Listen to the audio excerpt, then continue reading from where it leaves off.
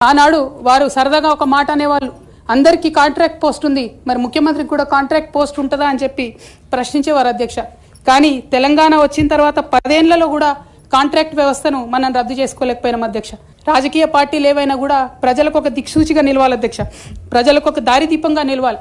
పార్టీలోనే అంతర్గత ప్రజాస్వామ్యం లేకపోతే రాష్ట్రంలో ఎట్లా ప్రజాస్వామ్యం ఉంటుందనే విషయాన్ని కూడా మనందరం గమనించాలి. కాబట్టి ఈ మాట చెప్తా ఉన్నాను అధ్యక్ష. ధర్నా చౌక్ రద్దు చేయడం అనేటటువంటిది ప్రజాస్వామిక హక్కుల్ని కాలరాయడంలో మొదటి మెత్త అధ్యక్ష. ఆనాడు ఇంటర్నల్ గా ఎంత ప్రొటెస్ట్ చేసినా కూడా రాష్ట్రం వచ్చింది, ఇప్పుడు ధర్నాలు ఎందుకు, దరఖాస్తులు లేవు, ధర్నాలు లేవు, అన్ని పనులు చేసి పెడతామని చెప్పుకుంటూ వెళ్ళడం జరిగింది అధ్యక్ష. బాధ తట్టుకోలేకపోతున్నాం అధ్యక్ష. అదేవిధంగా పార్టీలో జరుగుతున్నటువంటి అవినీతి అధ్యక్ష, ప్రభుత్వంలో జరుగుతున్నటువంటి అవినీతిని ఎప్పటికప్పుడు నేను వారి దృష్టికి తీసుకెళ్లడం జరిగింది అధ్యక్ష. తీరని అవినీతి జరిగిన మాట ముమ్మాటికి వాస్తవం అధ్యక్ష. దీనికి పెద్ద ఉదాహరణలు సిద్దిపేట, సిరిసిల్లలో కట్టినటువంటి కలెక్టరేట్లు 2 వచ్చినటువంటి మొదటి వర్షానికే 2 కూడా మునిగిపోయినాయి అధ్యక్ష. ఆ విజువల్స్ అందరం కూడా మనం చూడడం జరిగింది.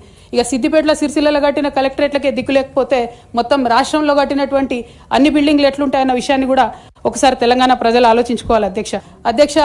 ఉద్యమకారుల విషయంలో తీరని నిర్లక్ష్యం గురైంది అధ్యక్ష. అనేక సందర్భాల్లో నేను పార్టీ నాయకులని, పెద్ద నాయకులను కూడా అనేక సందర్భాల్లో అడిగిన అధ్యక్ష.